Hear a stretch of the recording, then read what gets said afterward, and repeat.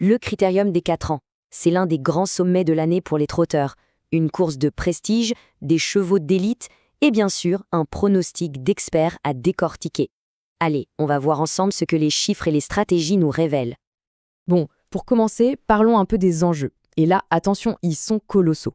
On parle d'une dotation de 300 000 €. Une somme pareille, ça garantit forcément une bataille absolument féroce sur la piste. Et comme si ça ne suffisait pas, il y a une motivation supplémentaire pour les parieurs.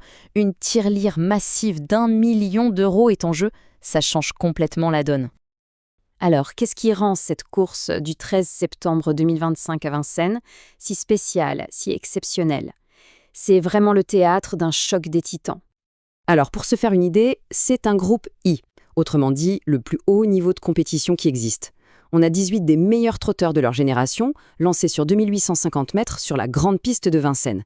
C'est un test ultime, non seulement de puissance, mais aussi de technique et de stratégie. Et au cœur de cette épreuve, il y a une concurrente qui attire absolument tous les regards. C'est le personnage principal de cette histoire, l'immense favorite, Lisa Joslin. Et quand on regarde ces chiffres, on comprend tout de suite pourquoi. Son palmarès est juste stupéfiant. 11 victoires en 18 courses. Et elle reste sur 3 succès de suite juste avant ce grand rendez-vous. C'est énorme. Mais attention, il y a le détail. Le détail qui pourrait absolument tout changer.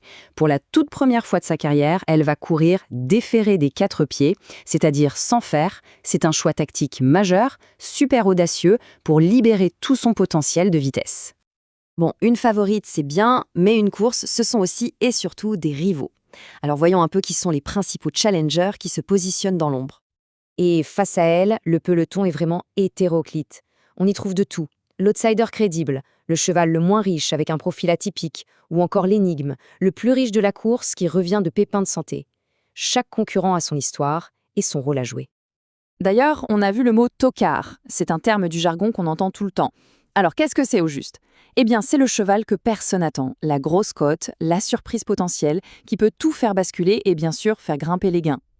Et justement, en parlant de notre tocard, lutin d'heureux, il faut écouter ce que dit son propre entraîneur. Il affirme rester persuadé que c'est un cheval de haut niveau.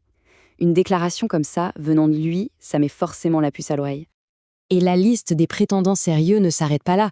Il faut garder un œil sur 2 autres concurrents en particulier. D'abord, Live to Tell qui, tiens, va aussi être déféré des 4, pour la première fois comme Lisa. Et puis, Lombox Giel, un cheval avec une classe folle, capable de fin de course redoutable.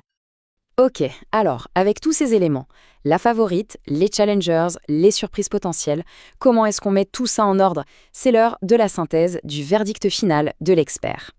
Eh bien, l'analyse nous donne une hiérarchie assez claire, une véritable feuille de route. En numéro 1, la base solide, presque incontournable, Lisa Joslin. Juste derrière, l'outsider logique, Lancier du Goutier. En 3e, pour pimenter un peu les rapports, le fameux tocard, lutin d'heureux. Et enfin, un groupe d'autres bonnes chances pour compléter les combinaisons. Au final, tout ça nous ramène à la question ultime, celle qui plane sur cette course. Après avoir échoué l'an dernier, est-ce que, cette fois, la revanche de Lisa Joslin aura bien lieu? Le suspense est total.